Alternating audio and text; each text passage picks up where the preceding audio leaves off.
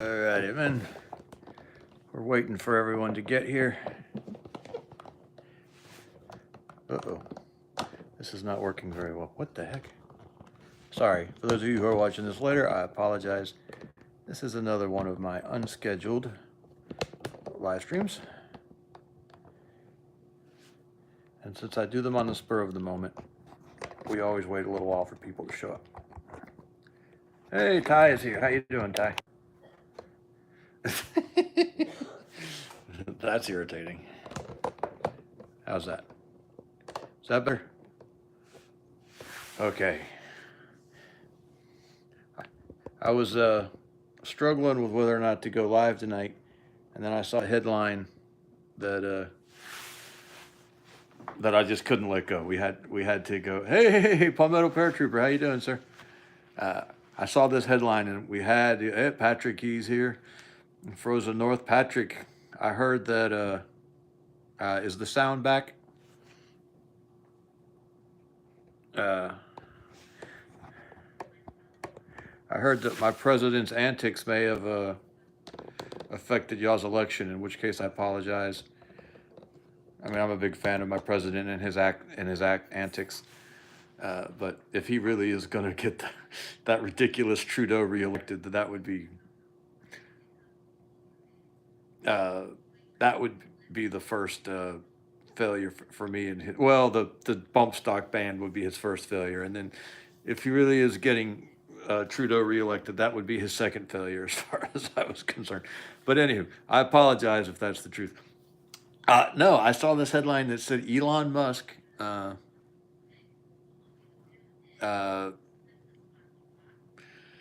Paratroopers discovering the 21st century. Elon Musk had his 13th child. Now, frankly, I'm a little askance at that. I'm a little scandalized. Hey, Buddy Bear's here. Milking comes early. It's good to see you, Buddy Bear. I actually am going to give you a call soon. I have news for you.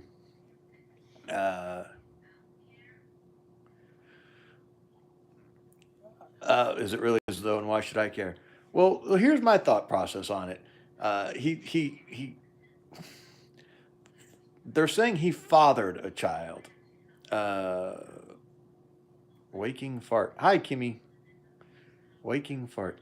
Anywho, he fathered a child with some conservative influencer I've never heard of before. A pretty girl, a little skinny for my taste, but, you know, I like a woman of substance anyway. Yeah, that's where I'm going with this, Palmetto. He got his 13th child. 13. I have 13 biological children and 3 beautiful stepdaughters who I love to death. And I make $50,000 a year. This guy's the richest man in the world, and he's only got 13 kids. Come on, Elon. What's going on with that, buddy? You need to get on the carnivore diet. You need some vitamin E.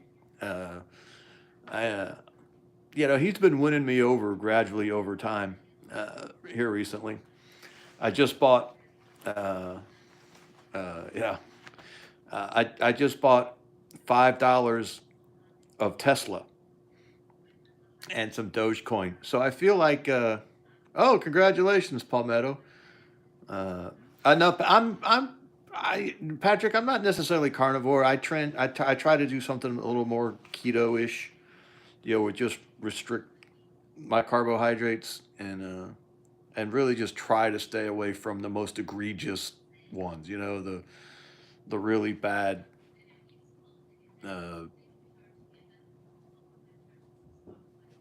I bought stock in all the military-industrial complex companies right before Trump won the election.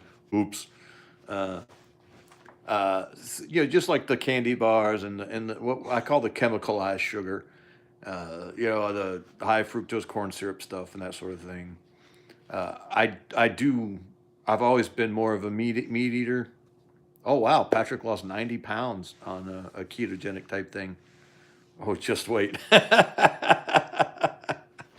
Palmetto does not believe that Trump is going to be able to repeat his miracle of the last term where he had no new wars. Fair enough. Yeah, 90 pounds, that's a lot of weight to lose. So yeah, I try to do something similar to that, where I just focus on protein and try to minimize the carbs. But like, I'm sitting here staring at a loaf of homemade bread. So I'll probably have a few carbs here in a minute. Uh, okay, I mean, I see your reasoning there, Paul Meadow. He says that the military-industrial complex sells stuff to Israel, and we got to replace all that stuff that just got abandoned in Afghanistan. Uh, we'll see. We'll see. I'm not against military spending. I mean, I'm against military waste, fraud, and abuse. I'm against giving it to the Cheneys. Uh, Now, I didn't used to be. I was a silly young man. I bought into the all the Rumsfeld and Cheney hype back in the early 2000s. Uh, I was in my, let's see, I turned 25 in 2000, I guess, or maybe 99. I guess I turned 25 in 99. So I had some foolishness left to get work out of my system there. Uh, but anywho, if you were alive at the time and you saw Trump, listen to me, Bush on that burned out bus with the megaphone, and you weren't moved, there was something wrong with you. Okay, I'm sorry. That was a moment. That was a moment. Uh, sometimes we can all fall for the hype, and I don't even know that all of that was hype. I'm sure some of you think it was an inside job. I do not. I have some reasons why I do not believe 9/11 was an inside job. I was serving. I got recalled right after the towers went down, so I was back on active duty in the period right after, and I actually served with a guy, well, with a bunch of Marines. I went to Quantico for a year, and so Quantico is right below D.C. and the portion of the Pentagon that got hit was actually the Marine Corps wing, and so they went down to Quantico and loaded a bunch of Marines up in helicopters and flew them up there to do immediate rescue. And one of the Marines I was serving with when I got there, I think I got there in November. Uh, he had been one. He had a combat lifesaver certification, and he was one of the first ones on the ground. And he saw airplane wreckage. I mean, what hit the Pentagon was an airplane. He saw like the landing gear, and he said, "I saw an airplane sticking out of that building." And I'm still in touch with him today. Kind of an interesting story. My brother was in the army. I have three brothers, and we served in all four branches of the military. And my brother in the army actually served with this guy. This guy was in the army first, and my brother went to boot camp with him, and then he got out of the army and joined the Marine Corps, and I served with him in Quantico, and my brother had lost touch with him. My brother didn't know what happened to him, and we were just talking one day, and I was telling stories about home like you'll do, and he's like, he just uh, you realize that he knew someone from my hometown, uh, and hey, the Sasquatch is here. Y'all keep the Sasquatch in your prayers. He's got a bunch of medical stuff coming up. Uh, and so he went and got a picture of his buddy. And I'm like, well, that's my brother. You served with my brother. So anyway, it's kind of a fun story. But he saw the airplane. If unless you believe the airplane. Anyway, I I take it to be since I someone I know and a Marine who I trust and served with saw an airplane sticking out of the Pentagon.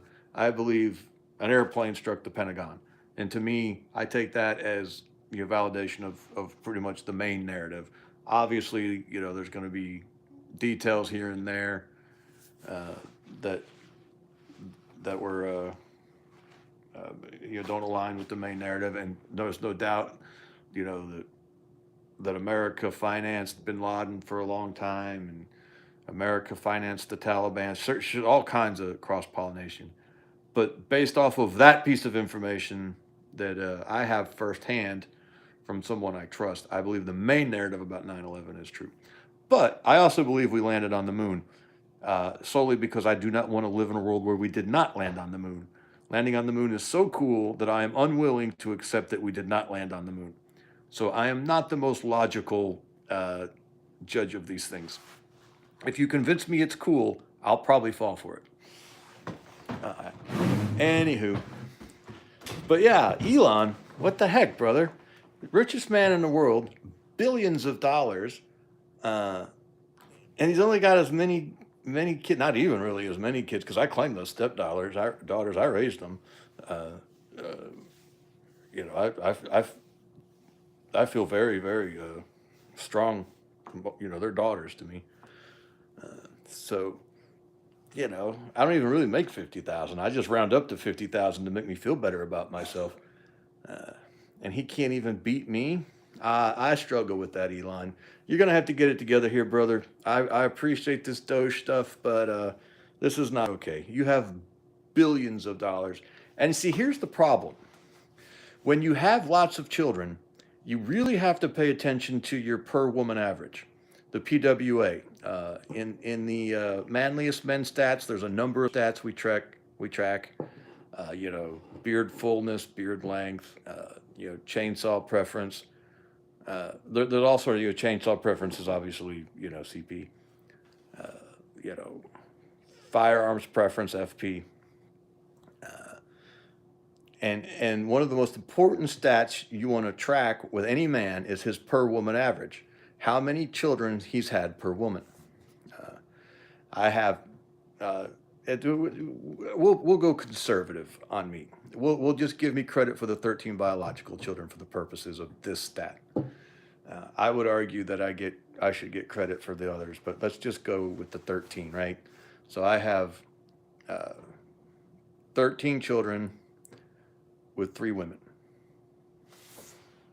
Yeah. So 13 divided by 3 ends up being 4.3. So my WPA, my PWA, my per woman average is 4.3. It's not a terrible per woman average. It's certainly higher than the national average, or even worldwide average, I would imagine. But it's not a great per woman average. Now, I mean, it's like anything, per woman average by itself is not necessarily the whole story. Because if I told you my per woman average 4.3, you might think that I only have 4 or 5 children, and the truth is I have 13 for the purposes of this statistic. Uh, you got points for godchildren. Uh, so Elon, I think he has 13 kids with 5 women, is what I read. I just maybe getting all this wrong. So what's 13 divided by 5, right? We're looking at, what, 2.75, 2 3/4. I can't do math in my head, but it's not great. It's not great when you're the richest man in the world, one of the most famous, recognizable voices in the world, and you could like walk up to a woman in the street and ask her if she wants to star in a movie, and you could just make a blockbuster movie for her and put her like cast her in a blockbuster movie. And the fact that the man with that kind of horsepower, per woman average is as low as it is, 2 something. Uh, that's pretty sad.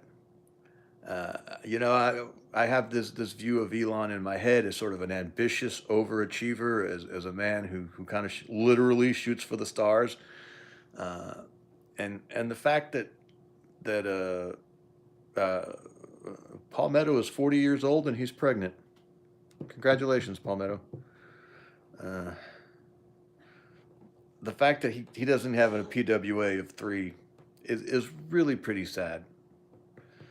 Uh, so I'm issuing a challenge to Elon. Like I said, I own $10 worth of Doge and $5 worth of Tesla stock on Robinhood. Elon, I'm a big investor in you. I've put a lot of financial resources. Unfortunately, that is actually a lot of financial resources for me. I've invested $15 in Elon Musk. I feel like I have the right to speak into his life. And Elon, this is unsatisfactory. You've got to get those numbers up, brother. And the only way to get your PWA up is you got to be getting some of these women pregnant more than once. Wait. Someone's calling me out. Okay, Elon has 13 kids from 4 mothers. This will be his 14th from a 5th mother. Okay, so we need to do 14 divided by 5. So he's right under 3. His WPA is right under 3.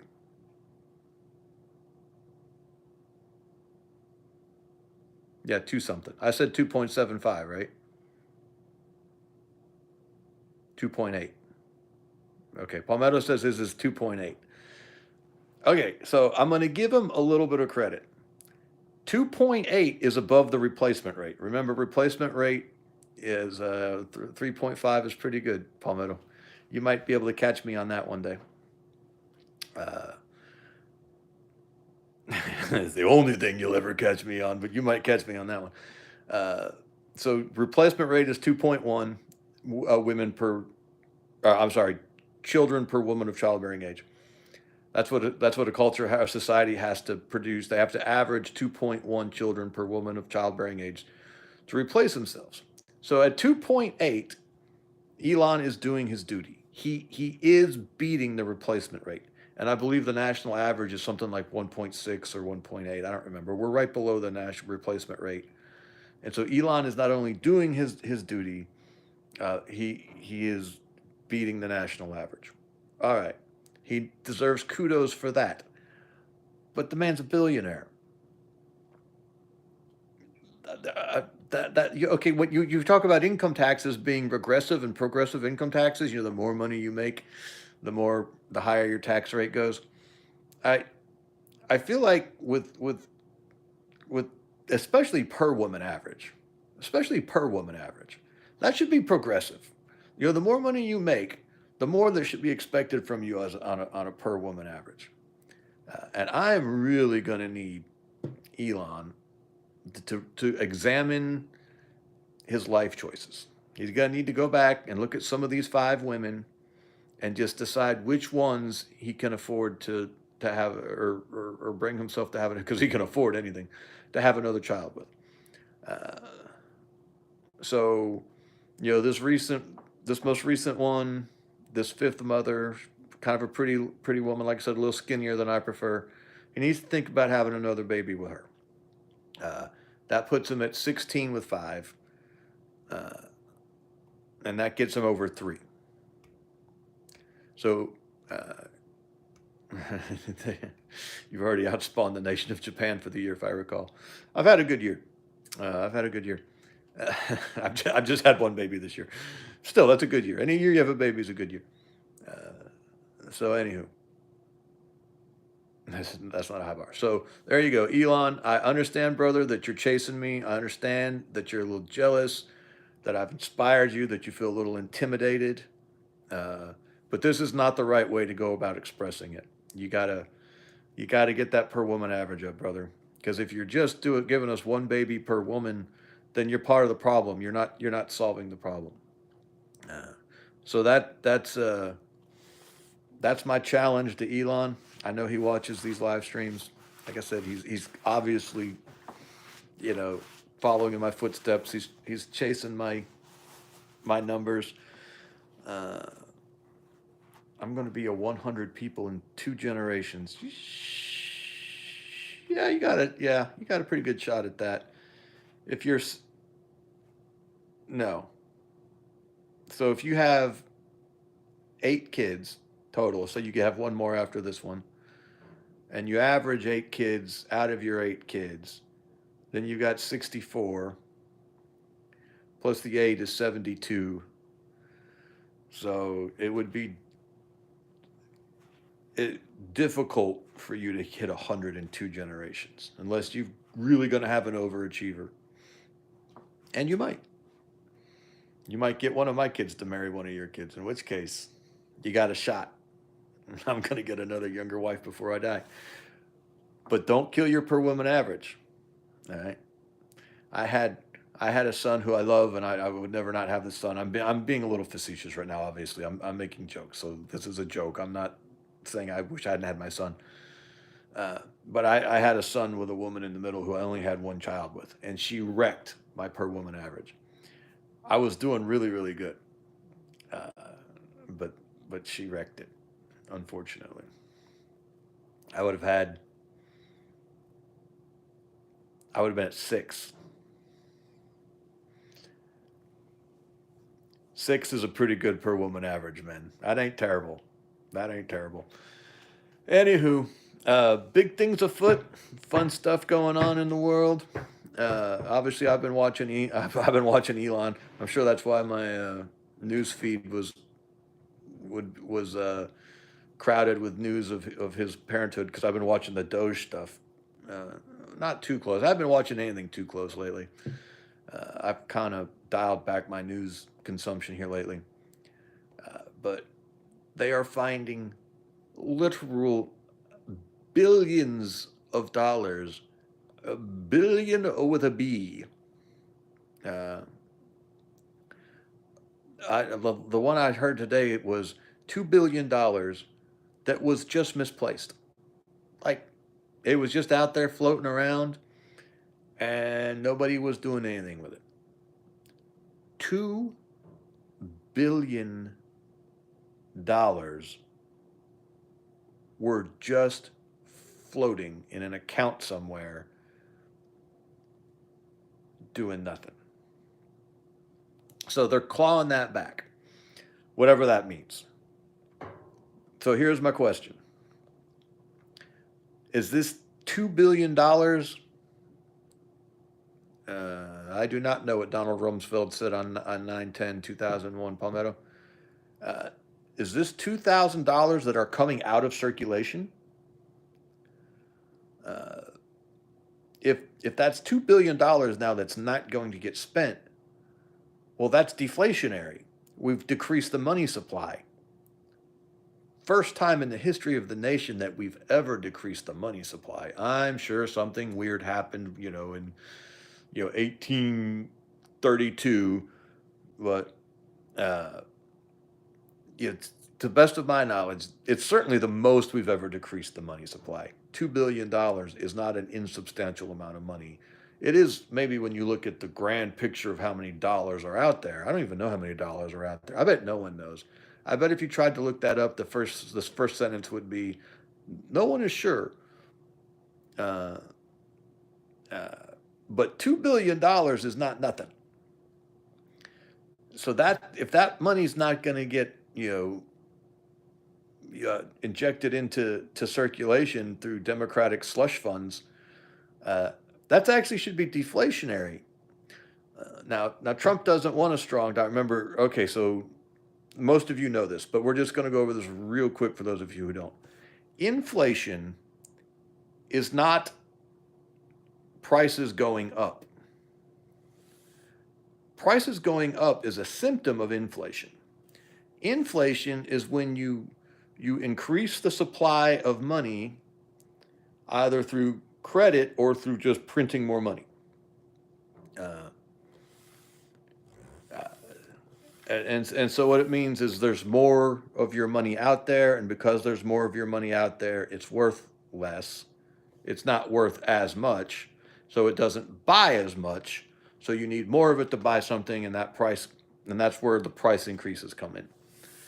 It's not that eggs suddenly are more valuable, it's that the money you're buying the eggs with is less valuable. Okay, so when people talk about stopping inflation, they don't mean that doesn't mean that prices are going to come back down. What it means is they're going to stop increasing the money supply, and what should happen is that prices stop increasing due to inflation. Now, markets go up and down, and sometimes eggs are more valuable than at other times.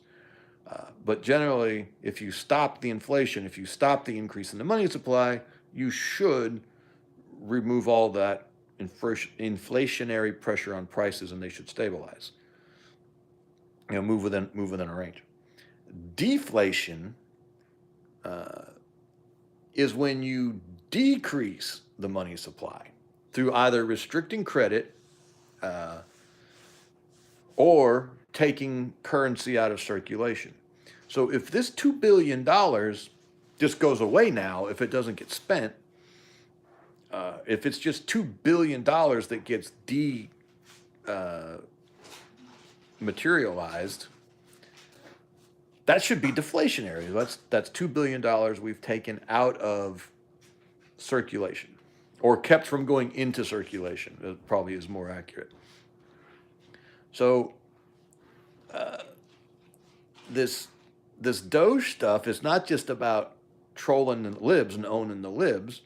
It's actually, could be deflationary. It could be bringing prices down, or making the money more valuable, which is really, really good if you have cash or if you don't have debt. If you don't have debt or you're holding cash, then deflation is really, really good for you. If you have debt, deflation will kill you, because you borrowed money when money was less valuable, so it was easier to earn, and then that debt was easier to pay off. Now, the money is more valuable, but you're still paying the number from the less valuable money. So if you're holding inflated debt in a deflationary period, you are in trouble, because it gets much, much harder to earn your money. You're not going to get wage increases and that sort of thing. So I bring all this up to say, if you are in debt, please get out of debt.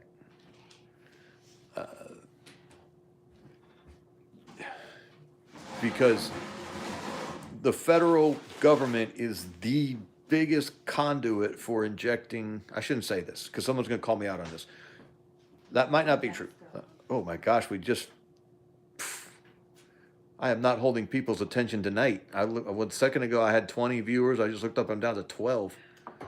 Yikes, no one wants to talk about inflation. I got a Glock. Does anyone want to talk about Glocks? We can talk about Glocks here in a minute.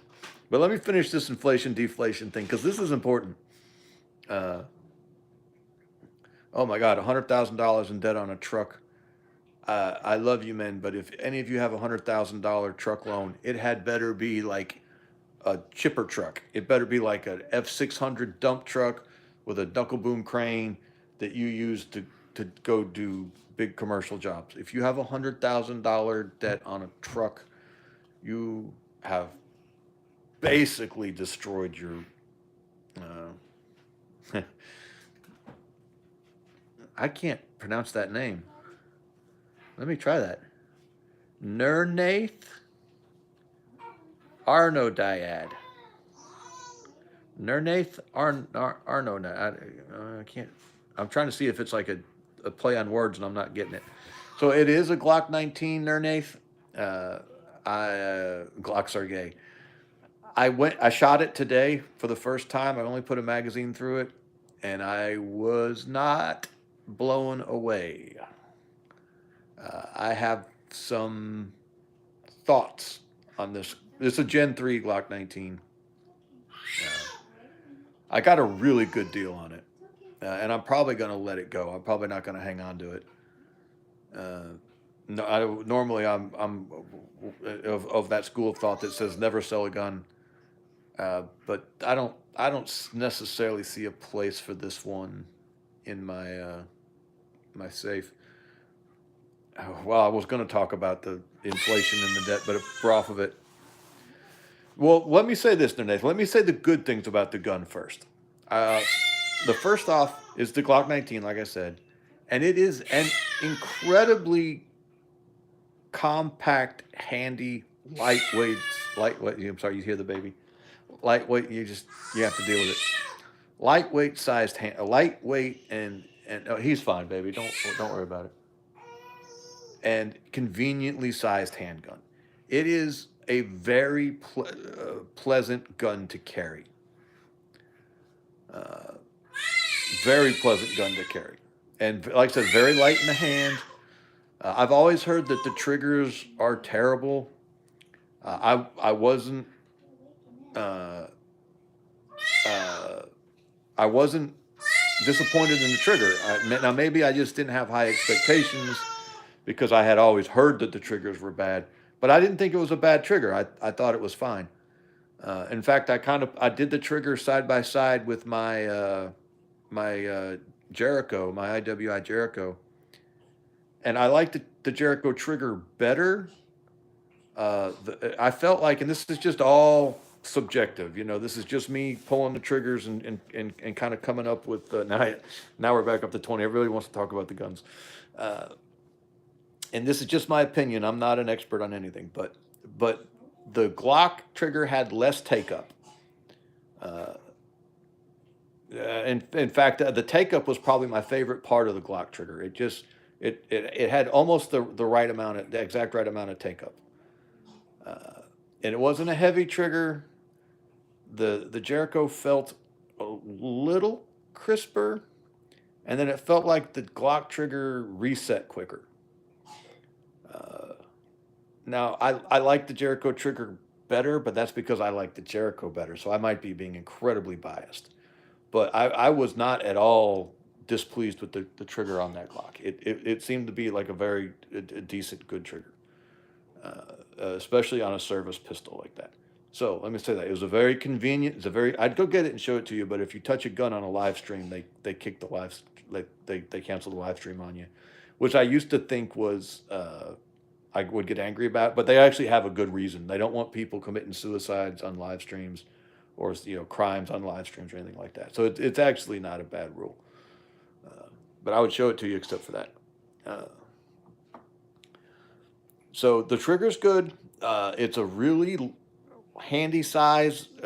Hey, Isaac's here, brother. We're talking about my Glock. I got a Glock, uh, and it's a very lightweight, handy size. I would never carry this way, but I was just transporting it around the yard, going back to where I was going to shoot, and so I put it like in my front pants pocket, sort of appendix style carry.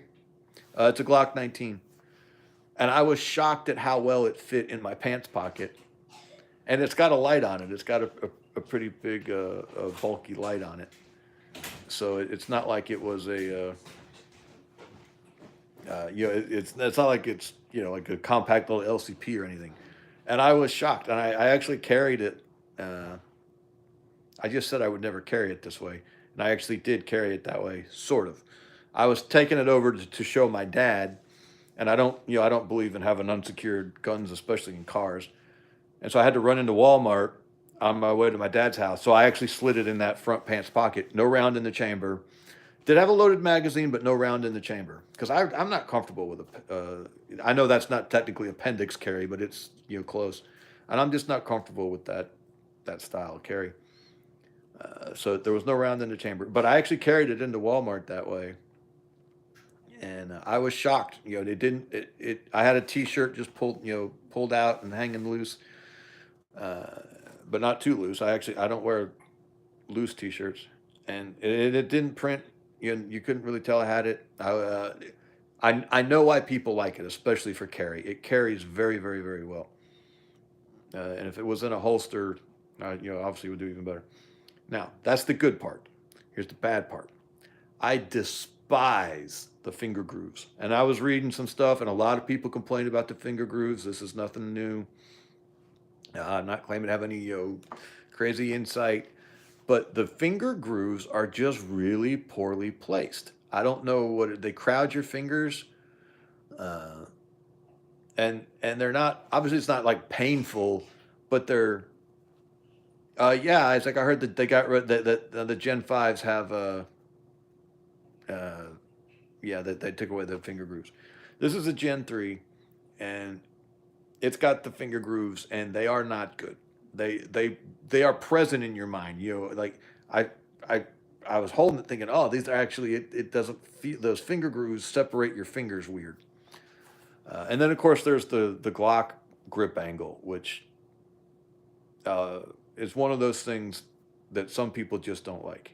And it tends to be the guys who the I don't like to say guys. I don't know why I do that. Men, let's say shooters because women can be shooters in this. We don't have to gender shooters.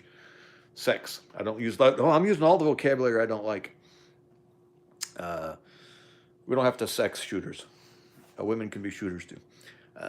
Some shooters just don't like that grip angle, and I'm one of them. It just doesn't feel. Uh, yeah, like Isaac is saying, it feels natural for him. It's not natural for me. And it tends to be shooters who like the CZ75 clones don't like the Glock grip angle. And yeah, and I think it's just a ergonomics thing. There's just some things are more comfortable for some people, and I think that's just I'm one of those guys. I'm one of those shooters who doesn't like. Palmetto says the Glock grip angle is effeminate. I believe he's saying it's a little like this. That's probably why they shoot it sideways. It's more natural for them. Uh, anyway, so and then we dropped from 26 to 22. No one likes this. Uh, Maybe they thought I was too good at it. Patrick says getting handguns is almost impossible in Canada. Never shot a Glock 19, but I handled a Glock 49 or 48 9mm single stack, pretty much the same size. Glock 19 versus Glock 48. So I'm not a Glock expert. Is the difference between the two just the single stack magazine? Is the 48 just like a single stack magazine for those countries that restrict magazine capacity? Okay. Okay, so Nath says that the Glock 19 is just a double stack with a slightly wider grip. So the 48 would just be for even better carry. You would have like a thinner, just like sort of a 1911 is so good for carry because it's such a slim pistol, again, because it's a single stack. It sounds like the Glock 48 would just be a better carry option with the single stack magazine. I bet you still get 8 rounds in there. You might even get 9 or 10. But here's the other bad part. Now, I didn't. It was cold today. It was rainy. I did not go out to try to get a zero. I didn't even set up a target.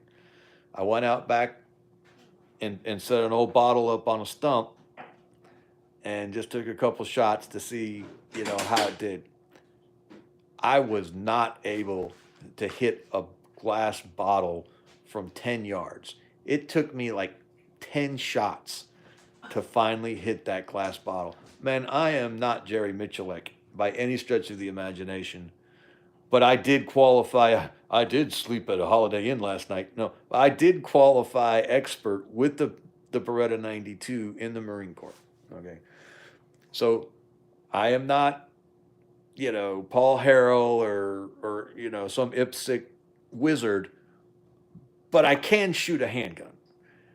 And I was having a ridiculously hard time hitting this bottle on this stump from 10 yards. I actually went out yeah. So I started at 10 yards and I couldn't hit it. So I went up to 7 yards and finally hit it after 3 or 4 shots. It was close to 10 shots before I finally knocked that bottle down. And I'm sure some of it ended up being like frustration and disbelief at the end, or I probably was just like, my son-in-law was over and we just wanted to go out and blow some rounds through it. So it could have just been that we were laughing and joking and whatnot. But it does not shoot natural for me. I've got some videos on the channel of me shooting like the Jericho at 25 yards. And like I said, I'm not Michalek, but I'm okay. I'm above average. That says more about average than it does about me, but still, I was not hitting anything with this sucker. So I'm gonna spend some time with it. We're gonna do some videos with it. It's a really cool gun. I see why so many people like it so much. But I don't think it's gonna be for me. Yeah, Isaac, it does have the stock sights. It's got the the rear sight has the open square box, and then you've got the big round dot on the front sight. And I think those are the stock sights. So I don't know if I was, I was setting the apocalypse is going to be full of loot drops. I was I was centering the dot inside the box. Uh, I am not there yet on the red dots yet, Nernath. I'm gonna do one. I've got an AR-9 build I'm working on. In fact, probably when I sell this Glock, what I'm gonna do is invest the funds back into to finishing my AR-9 build. Uh, and I'm thinking about putting a red dot on that, and that'll be my first experiences with a red dot. I predated the ACOG in the Marines, so I've never worked with any of that stuff. I've just recently uh, decided I can live with an LPV, an optic, a low-powered variable optic, because you can't say scope anymore because nothing can be that simple. Everything has to be high speed, low drag. So I've just finally started putting scopes on my rifles in the last few years, just because my eyesight's starting to get a little fuzzy at 49. Okay, Isaac says the dot and box is a rough up close thing. Well, I was 10 yards. Where'd it go? Still got to line up the pillars level like any other sights. I have learned from shooting mine. So I did not pay attention to that. So that may have been it. So I don't have any. Now this one also is not cut for a red dot. Now I know you can get the slides. You can switch out that slide and it's not that expensive. But I would, even if I was going to keep this gun, I wouldn't be putting money into this particular pistol. It's just not. It would never be the pistol. If I was going to put money into making a pistol to be the pistol I want, my special pistol, it would go into either a. I mean, I might do the Jericho, but I kind of like the Jericho the way it is, just in its service pistol form. It got the steel frame, and it's a big, heavy block of iron that I can club someone with if I ever got to the bottom of the magazine. So if I was really going to try to do some kind of race gun type thing, I probably would look at buying a real CZ75 or maybe even a Browning high power, which is what the CZ75 is actually a refinement of the Browning high power. And actually, if I was going to dump money into a pistol, it wouldn't be this one. Because it's a Glock 19. It's just like you said, it's a good basic uh, pistol. Isaac likes a 2011. The Wolfpack's a 52 with failing eyes. The dot is the way. It's crazy, man. You just you hit 45 and it's just instant. You can't lose weight anymore. You suddenly throw your back out sitting up. Hey, Tamia Moore, praise Yahweh. Thank you. All right, PDP. I'm not familiar with the PDP. The next pistol I buy will probably be a small 380, just for when I want to actually deep conceal, and something for Mariah she could carry. A Walter PDP. Yeah, and I would look at the Walters. Yeah, that's because you were jumping out of airplanes, Palmetto. I like the Walters. I think I've never shot one, but I like what I read about them. I'm a big Ruger fanboy, and Ruger's got kind of a cool little 380 called the Security 380, which is what I think I would do. It's a pretty affordable gun and it's got some cool features that I like. Also, I own one stock in Ruger. I own one Ruger stock. So clearly, I should support the company I own, right? I mean, if I'm not gonna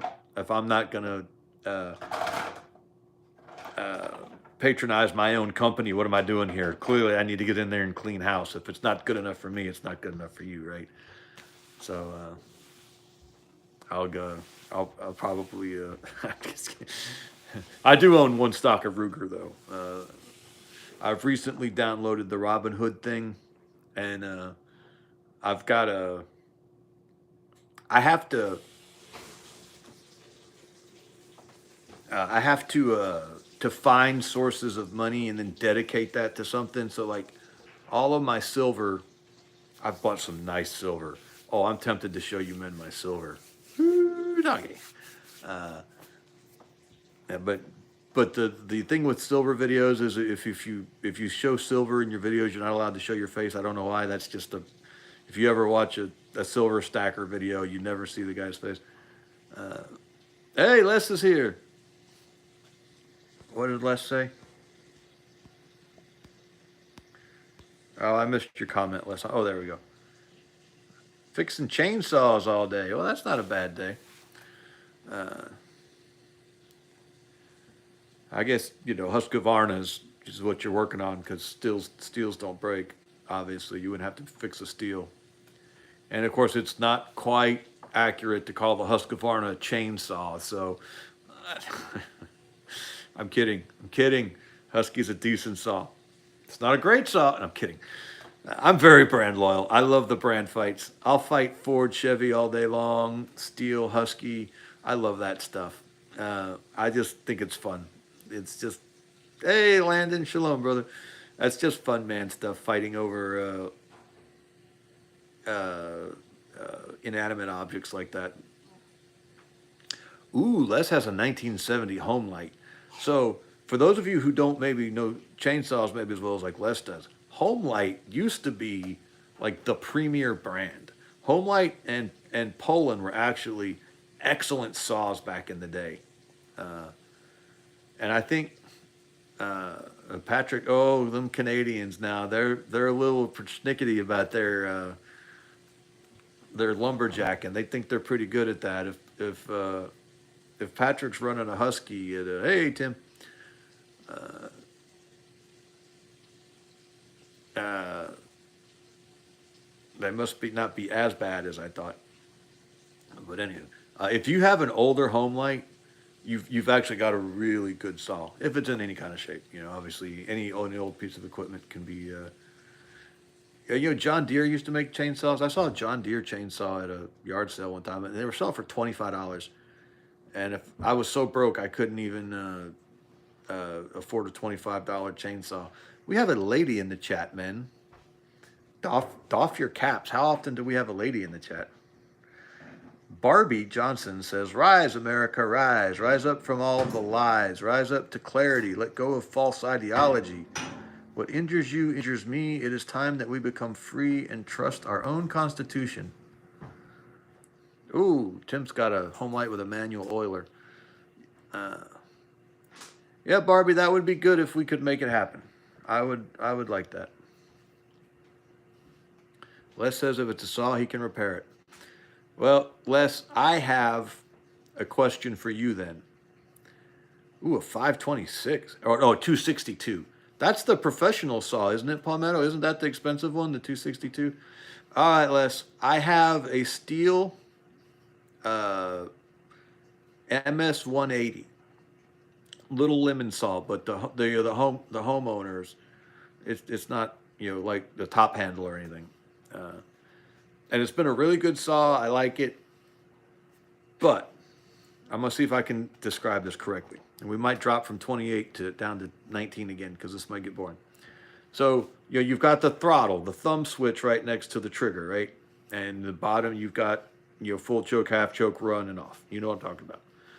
So that's a black switch on attached to a black plastic rod, and that black plastic rod, my God, we dropped from 28 to 21.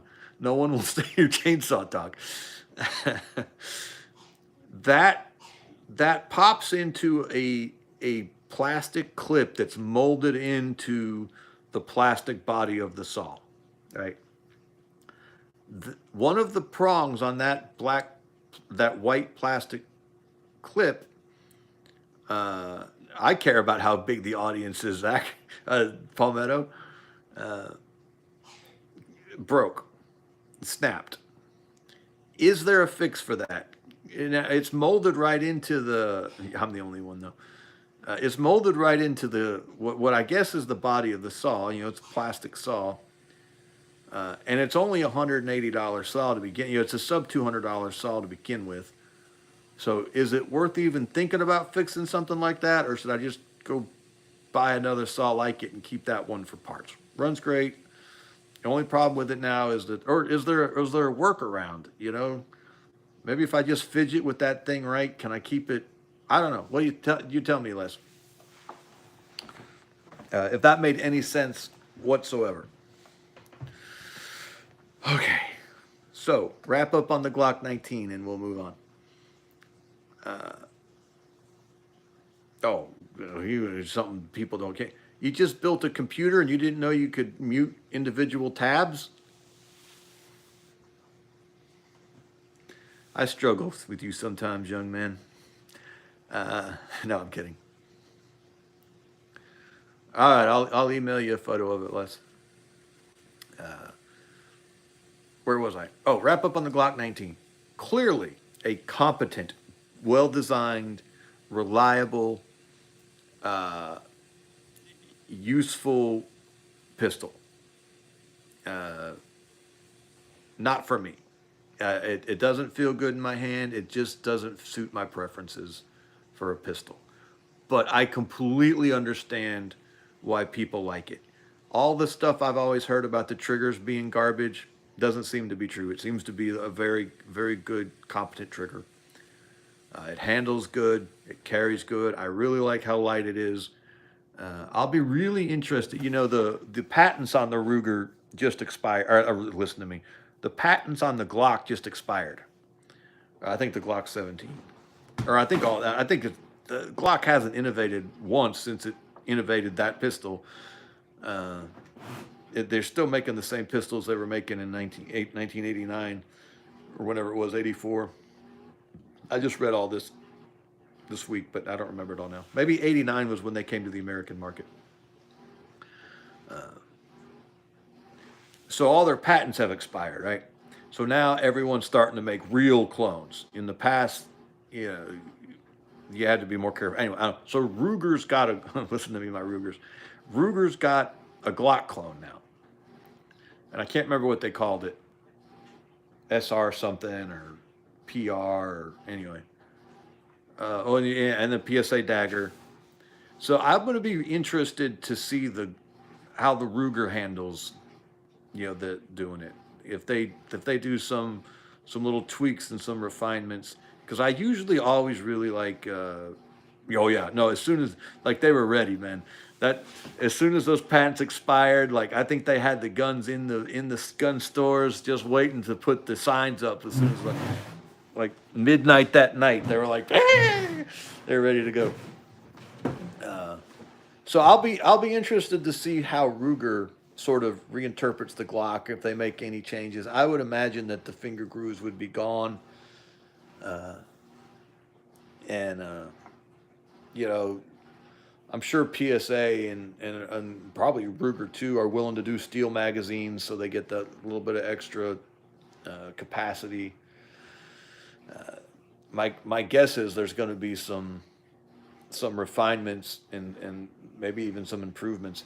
I'm not a fan of striker fired pistols anyway. I like hammer fired. I like just the different options. A hammer fired gun. I'm just a CZ75 fanboy. That's just what it boils down to. I'm a fanboy. I'm a fanboy for everything. I'm a fanboy for steel chainsaws. I'm a fanboy for AR-15s. Hey, James Green. I'm a fanboy for Ford trucks. You know, I'm just a fanboy, and I'm not really ashamed of it. No, I'm brand loyal. I'd drink ditch water before I drank Pepsi, although I'm not supposed to be drinking Coke much anymore at all. I'm supposed to be dialed back to one a week, and I think last week I did it. That sounds gay. Well, you know what else sounds gay? Being scared of sounding gay. Uh, you were here for the beginning of the conversation, Palmetto. I have 16 children. I have the best beard, metaphorical beard. I'm just immune. I'm immune. Sure, call me gay. I have 8 sons. Call me gay. Whatever. Fine. If you think that blows landing, uh, Nona, how you doing, dear? We love Nona. Haven't seen Nona. Of course, we haven't done any live streams lately. Nona had a picture of a huge alligator on Facebook the other day, and I'm done telling Nona to leave that ridiculous state because apparently she just likes the alligators and she's not listening to me. But no, sir. You should try Ruger's 1911 if you haven't. I've got one with a little trigger work done on it that's fantastic. Nona's actually a really good shot. Uh, uh, Nona's. Uh, I've never been shooting with her, but my brother has gone shooting with her, and he said that she's a good shot. Uh, so the gear queer talk. So anyway, if Nona says the Ruger 1911 is a decent pistol, then it probably is. But Ruger, everything Ruger does is just decent. It's always good at a good price. It just does what it's supposed to do the way it's supposed to do it. Uh, I'll tell him, Nona. I don't know if you knew or not, but he's got not about it. He's been diagnosed with cancer. It's treatable. He's under treatment right now. Uh, I mean, he's not dying or anything, but he is struggling a little bit. And apparently, they caught it just in time. Uh, it's the male cancer. It's the boy cancer. Something gotten into me this evening. Yeah, I can guess what got into you this evening. Tell him I said hi. See, I can make gay jokes too.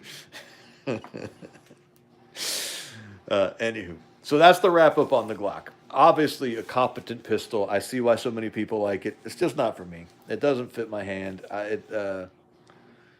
Ruger 345. I can't think of the Ruger 345.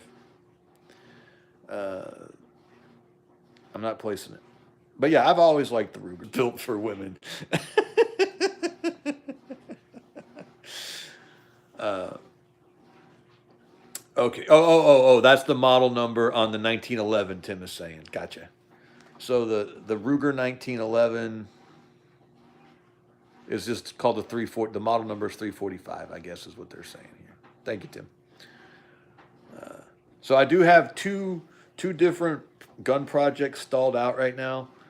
One is an AR-9 that I've got the lower for. I need the upper, and then whatever red dot I'm going to put on there, or red dot like thing. I haven't decided exactly.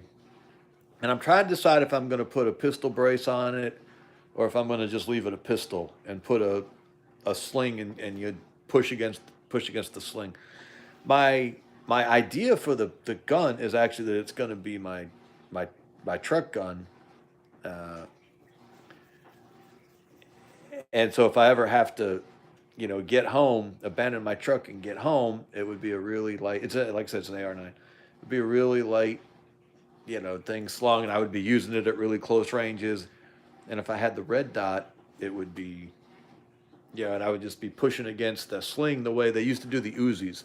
I don't know so I think it was Ian at Forgotten Weapons, but it could have been Carl at In Range TV. I don't remember. But one of them had a video where they kind of tested that idea, where they just pushed against the sling with a 9mm PCC, and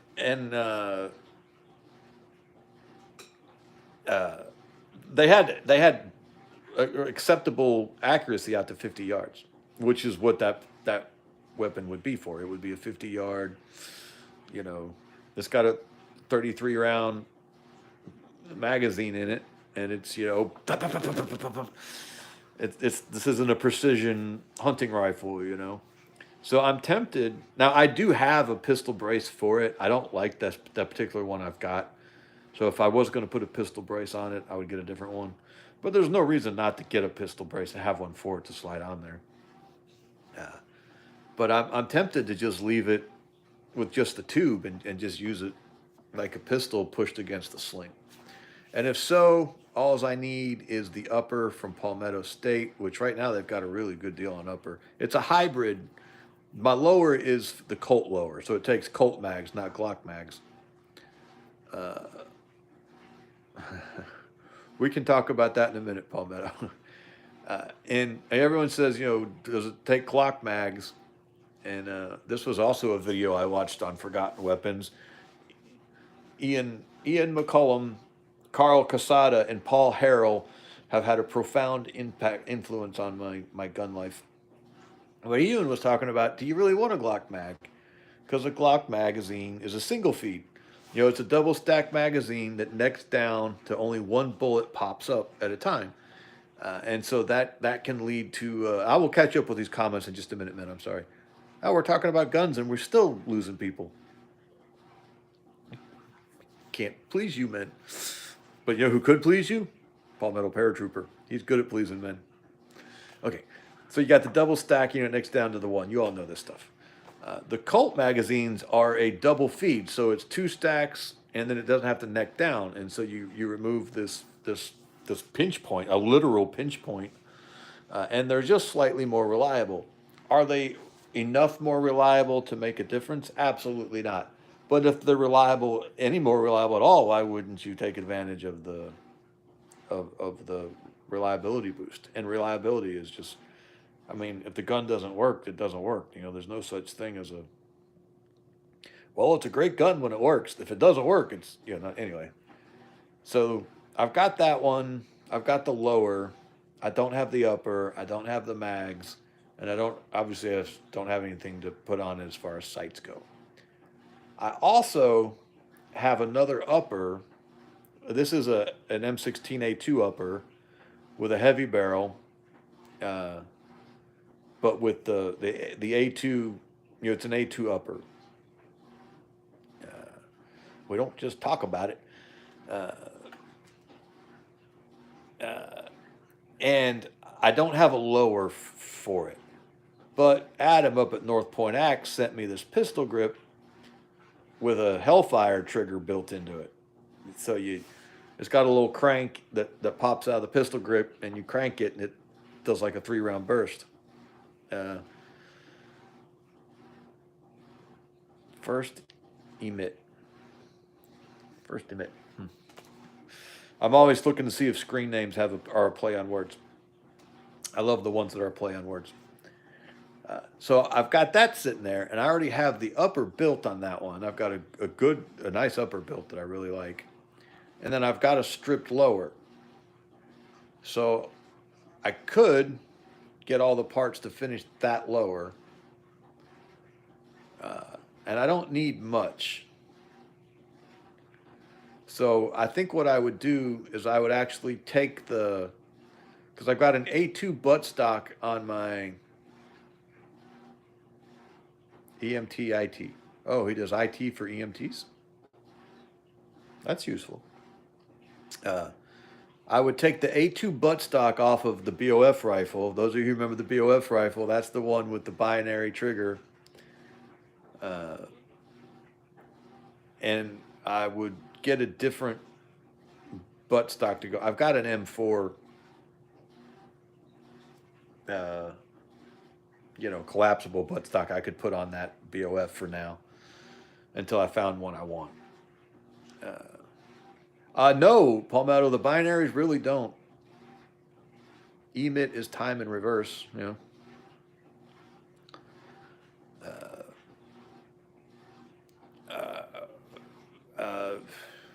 Well, anyway, so let's deal with the binary trigger first. So the binary trigger I have is the Fostech Echo 2.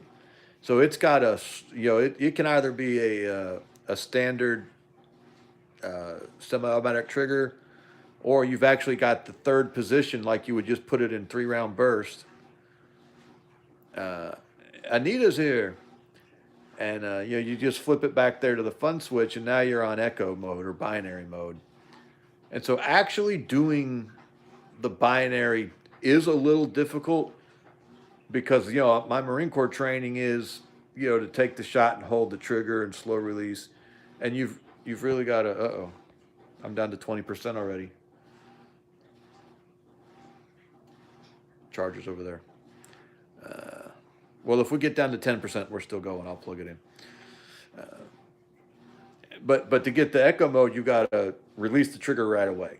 If you hold the trigger and release the trigger, then it doesn't echo. But if you can do, release real quick, and if you can do 2 quick squeezes, you can get a full round burst. Da-da-da. And it's really, really cool. It's really effective. I think I've got a video up on it. It's a long video. It's 17 minutes. I tried to, but to me, it was important enough. I should reshoot that video. The problem is I shot it up at Sasquatch property. Sasquatch has got this gorgeous 40-acre spread in some place I can't tell you. Just some of the prettiest land though that I've ever been on. It's this gorgeous valley with mountains on that backside, and then a kind of a ridge line on this side, and then he's got pasture land and this beautiful stream, and he had 175-yard range, and I went up there. I took the rifle up there, and we did some shooting with it, and that's the video I've got up on the BOF rifle. And so I was a little self-indulgent in that video. I shouldn't have made it 17 minutes long, but I really liked the whole day. I love that piece of property. So I kind of made the video longer than I should have. But it's a good video. And wood stove I let it die down a little bit, and I threw some wood in, and it's just taking this long for it to start burning. You'll see that the BOF is a really, really interesting, and that binary trigger is a really, really interesting, effective option. The NFA Act is just ridiculous. It's so stupid because it does not keep you from having effective weapons of war. That BOF can do almost anything a saw could do. Not really. Remember, I've shot the saw. I've never carried the saw, but I've shot the saw. So I'm not talking completely out of my ass here. For what doctrine is for the saw, that BOF with the binary trigger, Palmetto carried the saw for 2 years, can sort of fill the role. Sort of. Not as good, not as well. So I guess when I said it can do anything the saw can do, I was being a little facetious. But it can fulfill the role. And at a much cheaper price. Oh, much cheaper price. And it can also be a DMR at the same time. So, anyway, all that being said, I really like that binary trigger, and it's not a terrible trigger on semi-auto. It's not like if you leave it in a semi-auto, suddenly you've got this terrible, atrocious trigger. It's a mil-spec trigger. It's not the greatest mil-spec trigger, but it's definitely within that range. Okay. Anita says, safety issue if someone doesn't know. My kid's working on para-folder foul breakdown. Haven't trained them with binary. Hope my children not headed overseas. Trying to teach them best MOS for Army. Look, if you're going to join the military as a young man, I say go infantry. You're around a much better caliber of man. You don't have to deal with anywhere near as many shitbirds. You get all the good training. You get to do all the cool stuff. Yes, there is absolutely a higher chance that you might end up doing something you don't want to, but if you're going to do it, I say go for the gusto. Have the adventure. Get your war stories. And if you decide to stay in and make a career out of it, absolutely the first chance they give you, move out of the infantry. I mean, do your first 4 years in the infantry and then get the hell out. Maybe do your second tour. Like if you wanted to do 2 tours, if you were going to do a career, maybe this is what I would tell a young man who wanted to do a career. Do 2 tours in the infantry, because generally it's quicker to pick up rank in the infantry. With your goal is to finish those 8 years real close to, you know, picking up staff sergeant, or at least having made a lot. Let me say this: haven't made a lot of progress towards picking up staff supply, picking up staff sergeant. You won't. I think it's pretty rare to pick it up in 8 years, but I think you could get a lot of the, uh, a lot of get a lot of uh, inertia, and then you move into something else. Maybe go to supply if that's where you want to go. Uh, yeah, but get yourself into an MOS where you can maybe last a little longer physically, and then of course you're going to want to come back to the infantry once you pick up first sergeant, and or sergeant major if you're really successful in your career. I think, at least for the Marine Corps, uh, one of the most underrated career paths is warrant officer. In the Marine Corps, warrant officers don't get to fly helicopters. In the Army, warrant officers can fly, but in the Marine Corps, warrant officers actually pretty rare, and they get a lot of respect. And yeah, everyone just sort of treats warrant officers with a high degree of respect, and they have really interesting, vital jobs. So if I was going to do it again and stay in, you know, I would tell the younger me, you look, do your 2 tours in the infantry and then try to go warrant officer, or go warrant officer as soon as they'll let you go warrant officer. And it's not like you can just choose to go warrant officer, uh, but it's if you can do it, uh, definitely the career path. But yeah, if you're going to join the military, I think as a young man, uh, I say join the infantry, go be around, you know, the strong, dedicated, high quality men who join the infantry, because the weaklings don't. When you say big, you mean tall, or what do you mean by big? Is he just a beefy, husky, muscular guy, or does he have some weight he needs to lose? Uh, Go have the adventure, have the fun, get the training, shoot the guns, you know, get the deployments, travel. Uh, Now let me preface, caveat what I'm saying. I served in peacetime. I never saw combat. I was in the infantry. Uh, I kind of went to some places that were a little tense. Uh, Whoa, 6'3", 225. Oh, they're gonna give that boy the damn mortar base plate. So maybe if you talk to an infantryman who saw combat, you might get a different story.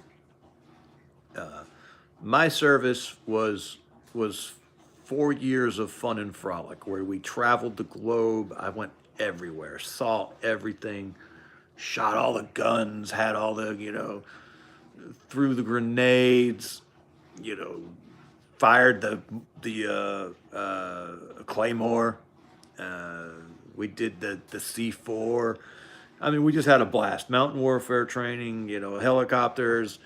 We got to do the Zodiacs one time. They let us do these low speed runs on the Zodiacs, and kind of pretend like fast roping. Fast roping was a blast. They let us go down the beach, and they weren't going fast like the SEALs or the recon guys were, but they were, and we'd roll off the boat, and then we got to come up and go in the shore. I mean, we had a blast. That last year I spent in Quantico was miserable, but that was my fault, not the Marine Corps' fault. And I wasn't in the infantry. See, I was in an MP battalion at that point, and MPs suck balls. Um, so, someone who's actually seen combat might have a different story to tell. Uh, but I think if you're going to do it, go do it, and come back on your shield or with it. And that's a hard thing to say. That's what my mother told me when I joined. She said, "Well, I didn't tell anyone I was joining. I just left." And I was. We didn't have the kind of family where you just leave. But I left to go to MEPS and didn't tell anybody where I was going. He just left a note on the table, said, "I'll be back in 2 days." Unheard of. And he just didn't act like that in my family. And they kind of knew where I was going, because they knew I wouldn't have pulled that for any other reason. So when I came back, my mom said, "Well, son, come home with your shielder on it." And I'm ashamed that I didn't know the reference at the time. This was before the 300 movie had ever come out. I'm like, "What's that mean, Mom?" And she said, "Well, come back with your honor or come back dead." And I went, "Damn, Mom, that's hardcore." Jeez. But anywho, so that's my. Now there's some other really cool MOSs. Combat Engineer is a really cool MOS. Uh, uh, Told him Signal Corps stuff. So I was actually just about to talk about a signal job that was around when I was in. Now this was in the Marines in the late '90s. So much has changed since then. But there used to be these we call them commo nerds, uh, but they would go to jump school, which in the Marine Corps is a big deal. Almost no one gets to go to jump school except for recon. But these were commo nerds who would go to jump school, and then their job is they would jump in with radios and help coordinate uh, artillery fire and uh, air to ground stuff. And so they had a really cool MOS, and they were commo nerds. So they had they got the training in the electronic stuff and everything, but they also got to do all the cool stuff, and they got to go to jump school and get their jump wings and all that. What else was a really great MOS? We didn't have all the. While I was in, they got their first combat website developer, and I kid you not, that was the name of the MOS, Combat Website Developer. Uh, I have no idea. As far as I'm like, if you want job skills,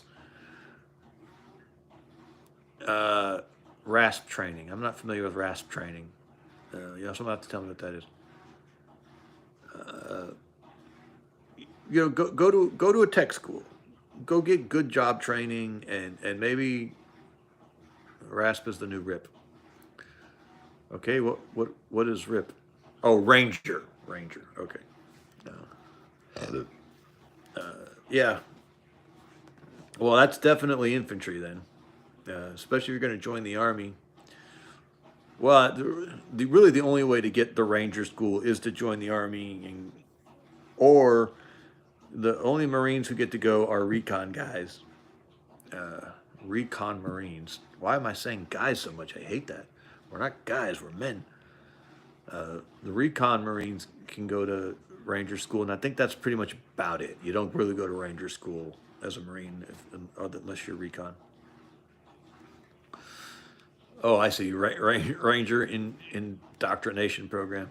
You sure it wasn't induction? I bet it was Ranger induction program. I bet. Maybe not. You might be right. King of Sheba is here, Your Majesty. What other good MOSs were there in the military, in the Army? Palmetto, pipe up on this one. Oh, and Nernath, what do you're obviously a vet. What do you say would be a good MOS? No, he says it was 100% indoctrination. That's pretty funny. I like people when they're honest. Yeah, forward observer. That's kind of what I was just talking about. Cav Scout, but that's infantry. And if I'm not mistaken, you can't really choose Cav Scout, don't they? Just you join the infantry and then you get assigned to a. If you get, you might just get the luck of the draw and go to Cav Scouts. What I did was something similar to Cav Scouts. It was a very similar thing, and it was a very very good MOS. I wasn't just standard infantry. Uh, let's come on, guys. Let's go get a soda. Oh, okay. Uh, I was actually a tow gunner, which I shot the tow missile. It was an anti-tank missile, but it was an infantry MOS, and it was a mounted. We mounted the missile on a Humvee because the missile system weighed 200 plus pounds, and the missiles each weighed 70 pounds, And so while it was technically man portable, you would need an entire squad and you would only have 2 or 3 shots. Whereas if you put it on a Humvee, you have a driver, a gunner, the missile, and I want to say 7 shots. I think we had 6 missiles and one in the gun.